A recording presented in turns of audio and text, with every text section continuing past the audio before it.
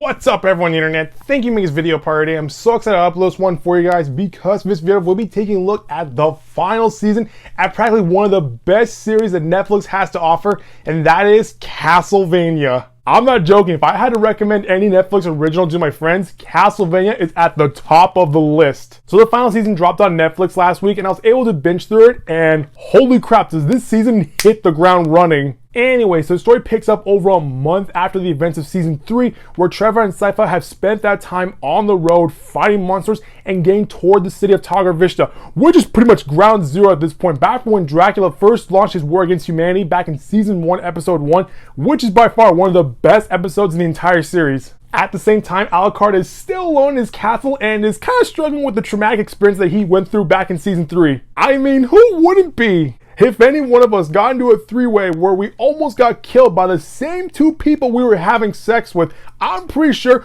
we'd all hit the wine and beer pretty soon after we slit their throats. Speaking of dangerous relationships, Hector is still Lenore's lover boy as he begins to make an army of night creatures for Carmela and a couple other vampires, but at the same time he begins to lay the groundwork for something big that happens in episode 6. More on that later. And we have Isaac, who's pretty much turned a new leaf as he has now embraced the role of a just king and believes that if he can conquer land, he can rule other kingdoms the right way by showing everyone that there's no need for any hate or corruption, only love and kindness.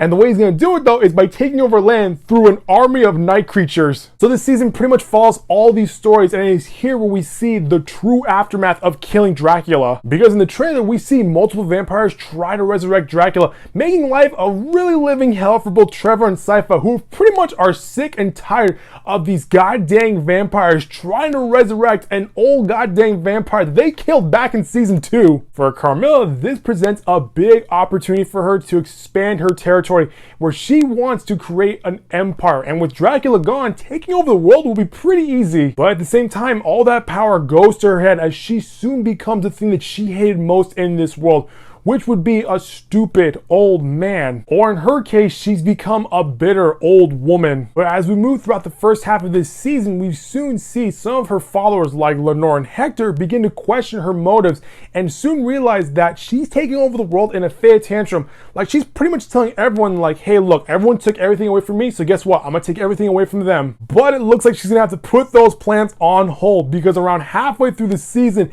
Isaac makes his first move as he unleashes an army of night creatures upon her castle. Holy crap. Not gonna lie, I've never watched a series that made me feel so pumped and screaming for more. And I was watching this with my family. If I had to recall the experience that my mom, my brother, and I went through from when we watched episode 6, it's pretty much almost gonna look exactly like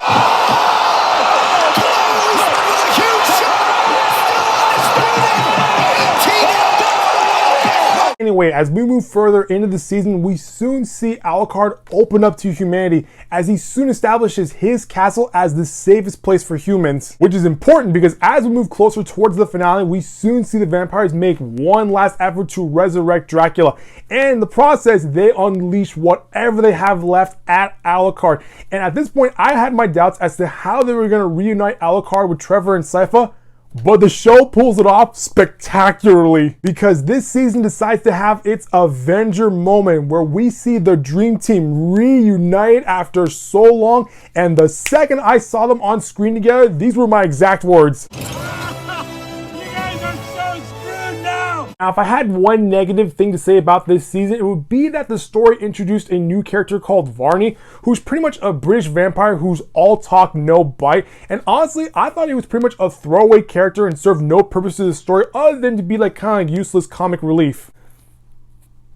There's a reason for that, because as we get to episode 9, there's a big twist that none of us saw coming. And by the time I finished watching episode 9 with my mom and brother, we were so shocked and so quiet that you can hear a pin drop. With that being said, as we come to the final moments of this season, I was beginning to wonder as to how this amazing series was going to overall end. But when you watch the final scene between these two important characters who pretty much served as the focal points of the entire series, you soon see that this is a perfect bookending for the entire series. In season 1, we started off with these two characters, and in the final season, we finished the entire series with those two having a happy ending. So overall, I really love this series, and honestly, I truly think that this is the best original that Netflix has to offer. I think one of the reasons why Castlevania is so good is that each season is very short and is very condensed with a lot of content and story and mythology that you can easily get lost through and binge through very quickly through each season. And with no filler episodes, everything is well planned and well paced as we fully flesh out everyone's story throughout each season. So if you're looking for something to binge on Netflix that has action, romance, horror, and a lot of vampires, I highly recommend you watch Castlevania. Well, that's going to do for this video, guys. That was my overall review for the final season of Castlevania. If you like what you saw, click the subscribe button so you can get the latest updates from this channel. I'll see you next time with a brand new video. Bye-bye.